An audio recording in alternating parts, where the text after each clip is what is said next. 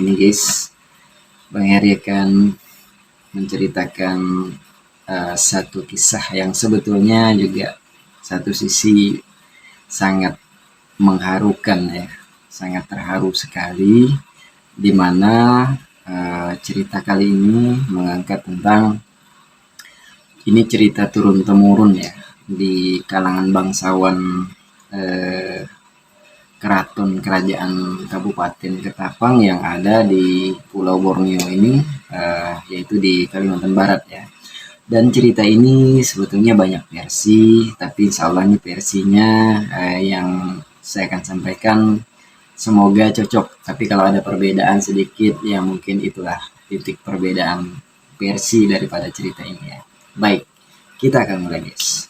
Jadi ceritanya pada zaman dahulu kala itu di zaman kerajaan ya, jadi mungkin sekitar 1 abad yang lalu lah ya, sekitar 100 tahun atau mungkin kurang lebih 150 sampai 100 sampai 150 tahun yang lalu ya mungkin. Dan cerita ini dikisahkan dari turun temurun dari kakek saya, nenek, mama saya ya. Kebetulan juga mama ini masih ada sangkut paut dan keturunan dari kerajaan keraton itu ya. Jadi di suatu waktu hiduplah satu keluarga ini yang memang mereka masih lingkungan keturunan daripada kerajaan keraton Penembahan Sonan ya, Penembahan Gusti Muhammad Sonan ya. Jadi kerajaan Ketapang itu nama rajanya Gusti Muhammad Sonan ya. Nah jadi menurut cerita ini pada waktu itu ada seorang putri yang memang kalau keturunan dari keraton Kabupaten Ketapang itu pada saat itu ya, yang keturunan ya, maksudnya garis keturunan kerajaan ya, itu setiap anak perempuan yang berusia 18 tahun artinya sudah mengalami menstruasi gitu ya, jadi harus dilamin. Nah, lamin ini selama 40 hari 40 malam.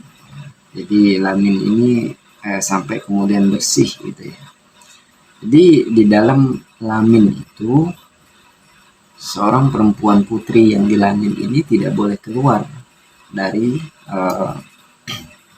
ruangan atau tempat tersebut ya. Mau siang mau malam. Jadi di dalam itu di ruangan di ya katakanlah satu kamar gitu ya. Jadi di situ juga dilapisi kelambu kuning dengan 7 lapis kelambu ya. Tahu kelambu ya? Jadi kelambu kuning itu 7 lapis. Nah, jadi supaya apa? Supaya sinar matahari itu tidak boleh masuk ya. Kemudian di dalam pakai apa? Pakai lilin, pakai ya pernapasan lah ya, seminimalnya si anak tersebut tidak boleh keluar dari rumah ya. Intinya seperti itu selama proses laminan itu berlangsung ya, untuk anak perempuan yang sudah tiba masa haid gitu ya. Nah, atau masa nifas. Oke. Jadi ceritanya pada waktu itu pergilah bapak dengan mamanya ini ya. Jadi orang tuanya ini, ayah sama ibunya pergi ke mana? Ke ladang ya. Jadi ke ladang itu kan yang namanya zaman dahulu ladang itu di atas puncak gunung ya. Sambil cari kayu bakar di hutan. Jadi anaknya ditinggal di rumah gitu ya.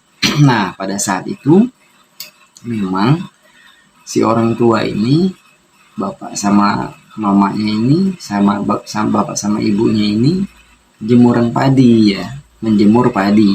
Nah jadi dia sempat ngomong ke anak yang di lamin ini. Jadi bapak sama ibu pergi ke ladang dulu, di depan halaman rumah itu ada padi yang dijemur ya. Jadi cukup dia ngomong seperti itu. Nah, singkat cerita, pada saat ibu dan bapaknya ini pergi ke ladang, tinggallah sendirian si anak putri ini ya. Nah, si anak putri ini ya, jadi putri ini memang putri satu-satunya, putri kesayangan lah, begitu ceritanya pada saat itu ya.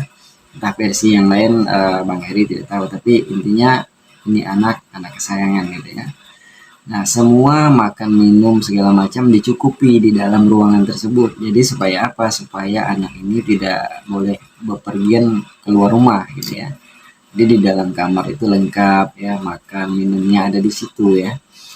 Nah, kemudian mungkin untuk apa, buang air kecil, air besar mungkin juga di dalam itu gitu ya. Jadi tidak boleh keluar intinya. Nah, semua disediakan di dalam.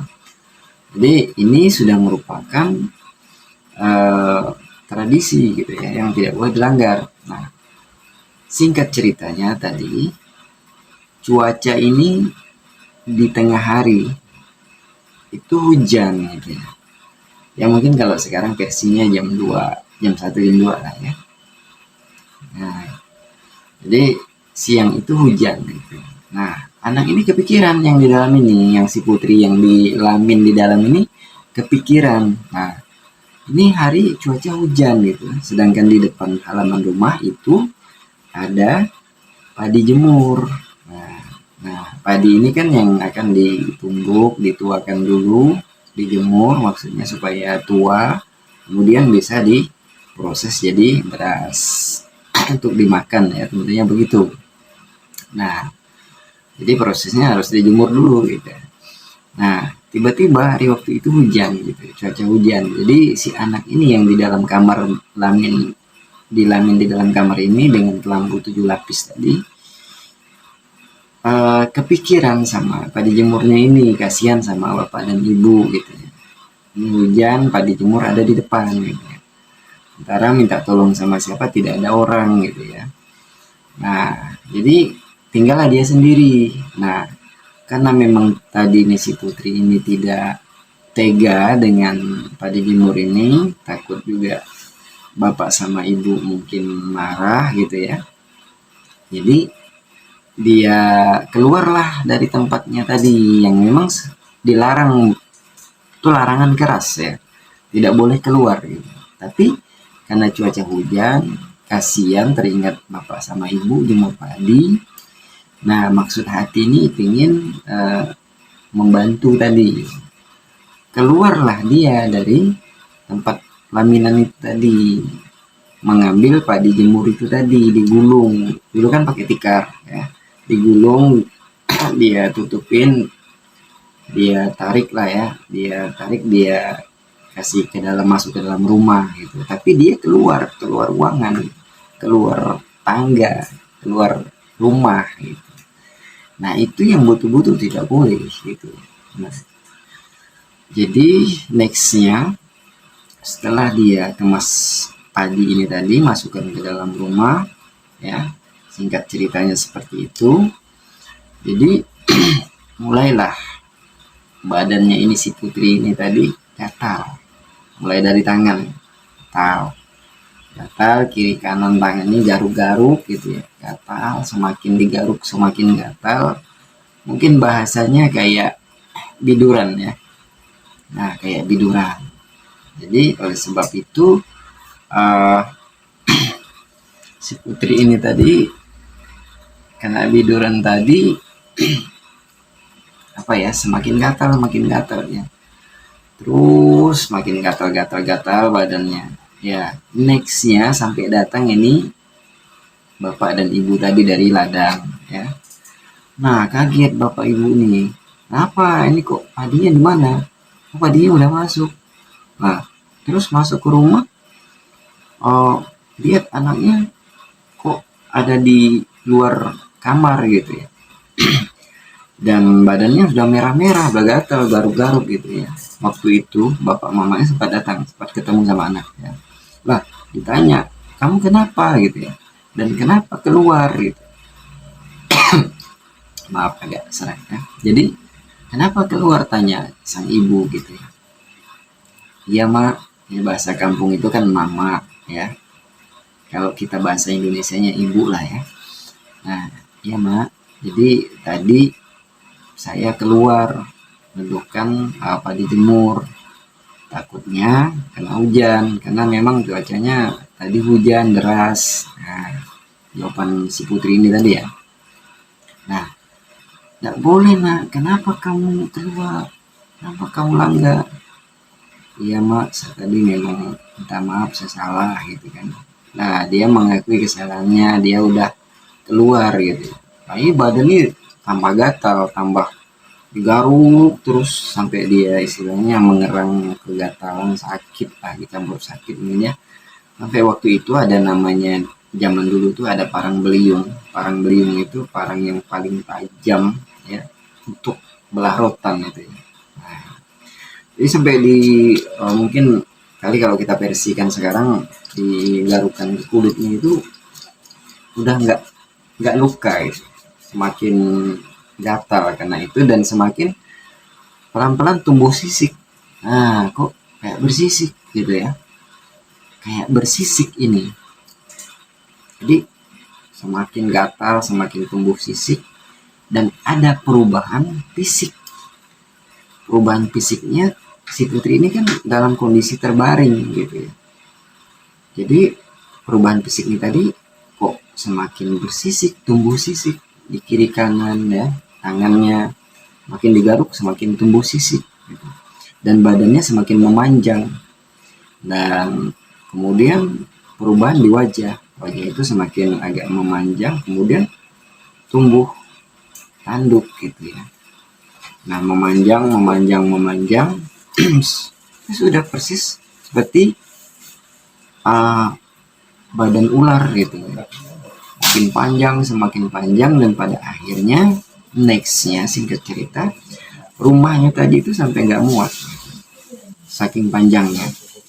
Nah, jadi pada saat detik-detik terakhir ngomonglah dia sama ibunya ya, sama bapaknya tadi. Jadi pesan-pesan terakhirnya memang disampaikan oleh si putri tadi bahwa dia mohon maaf ya kepada ibu dan bapak, maksudnya dan keluarga semua, bahwa dia tidak bisa menjalankan ritual itu, tugas itu gitu ya, yang dipantangkan ya. Tidak boleh dilanggar pantangannya. Jadi berlamin di dalam ruangan selama masa haid tadi ya, yang di situ ya versinya tentang 7 hari 7 malam, antara 7 hari 7 malam atau 40 hari ya, 40 hari 40 malam kalau salah. Jadi kalau ada perbedaan Bang Heri minta maaf ya. Jadi ceritanya seperti itu. Jadi dia minta maaf, menyampaikan, masih bisa ngomong gitu ya, dengan bahasa-bahasa isyarat yang bisa ditangkap oleh orang tua tadi. Tapi wujudnya udah berbentuk ular nih. Situlah jadi putri ini menangis, orang tuanya juga menangis sedih ya. Kenapa kok jadi begini? Dan si putri ini tadi minta maaf bahwa jangan sampai ada keturunan-keturunan kita, dibilang seperti itu, yang seperti saya melanggar daripada pantang-pantangan itu sehingga menjadikan saya seperti ini bahasanya. Nah, jadi kedepannya untuk keturunan kita, bilangnya si putri ini tadi, tolong dijaga, tidak boleh melanggar pantangan seperti yang saya lakukan ini tadi, sehingga saya seperti ini dan saya ikhlas. Itu intinya seperti itu. Jadi nextnya itu dijadikan betul-betul pesan terakhir daripada putri ini, dan pesannya juga terakhir, si putri ini minta dilabuhkan ke sungai dan dia akan ke lautan lepas gitu ya. Jadi ada sampai dengan saat ini labuhan naga itu masih ada. Kalau tidak salah posisi itu dekat dengan depan keraton itu ya. Jadi orang sana nyebut itu labuhan naga, labuhan ular naga tadi. Jadi masih ada 4 putri tadi berlabuh. Dia minta antar ke sungai tadi untuk dia ke lautan lepas karena badannya udah semakin besar, tidak muat rumah itu panjangnya ya. Nah, di pesan-pesan terakhir tadi untuk para keturunan ya, keturunan anak, cucu, cicit dan mau apalah itu bahasanya, itu tidak boleh lagi melakukan pelanggaran pantang seperti itu, dan sudah-sudahlah yang terjadi kepada dirinya gitu ya. Itu pesan terakhirnya. Dan terakhir juga pesannya dia minta antarkan ke sungai, dia akan ke laut lepas. Dan dia terakhir berpesan juga, ketika keluarga dan keturunan kerabat itu nanti ada masalah di laut atau di sungai, itu hamburkan beras kuning. Nah, beras yang sudah dikasih kunyit kuning, hamburkan saja, dia akan datang. Nah, pesannya seperti itu. Dan ini sudah menjadi tradisi kepercayaan turun temurun di keturunan sebelah mama saya gitu ya. Karena memang beliau masih ada darah keratonnya ya, kerajaan Keraton Kabupaten Ketapang, Gusti Muhammad Sonan rajanya ya. Nah, jadi karena mama itu masih ada silsilahnya, masih ada garis keturunan kerajaan, jadi beliau itu masih ada darahnya, darah kerajaan. Nah, yang cerita ini tadi adalah cerita lingkup keluarga keraton ya. Seperti itu. Makanya untuk di tradisi adat-adat sebelah mama itu memang tidak boleh untuk melanggar pantang itu ya. Nah itu guys, jadi singkat cerita bahwa ada pesan-pesan moral yang tersemat, tersurat dan tersirat di sini. Pesan-pesan moralnya adalah ketika sebuah pantangan itu, aturan itu dilanggar, maka akan ada yang namanya konsekuensi ya, hukuman. Bahasa kerennya sekarang hukuman. Nah, atau konsekuensinya, risiko ya, seperti itu. Jadi sangat penting dan ini dijadikan budaya dan tradisi di sana ya. Dan luncuran daripada ular naga itu masih ada kalau tidak salah sampai sekarang guys, di Keraton Kabupaten Ketapang itu. Nah, oke, jadi demikian guys cerita unik daripada jejak misteri Pulau Borneo. Jadi masih banyak cerita-cerita dan kisah-kisah lain yang lebih seru dari ini. Untuk itu nantikan di next videonya yang tentu lebih seru lagi. Jangan lupa bantu dukung kita, like, komen, dan subscribe di channel Misteri Pulau Borneo. Kita akan kunjungi lagi guys, kita akan cari tempat-tempat yang ada sejarah, angker, dan ada cerita mistis tentunya. Hanya di jejak misteri Pulau Borneo. Demikian, saya akhiri. Assalamualaikum warahmatullahi wabarakatuh. Hidup.